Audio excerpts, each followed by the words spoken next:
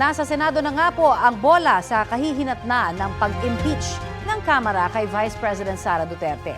Dadaan po ito sa paglilitis sa Senado na siyang magpapasya kung matatanggal sa pwesto ang Vice President. Sa Rules of Procedure on Impeachment Trials ng Senado, ang Senate President ang presiding officer o mamamahala sa impeachment trial. Siya at ang mga iba pang senador ang magsisilbing judge sa kaso. Required silang maging politically neutral at hindi dapat makaapekto sa kanilang boto ang anumang ugnayan nila sa bise. Kung may session pa ang Kongreso, tuloy-tuloy po ang paglilitis ng impeachment court maliban sa weekends at holidays.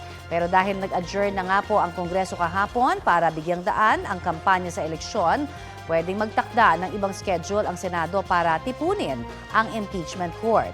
May kapangyarihan din ang Senado na magpatawag ng mga witness at patawan ng parusa ang mga hindi susunod sa patakaran sa impeachment trial.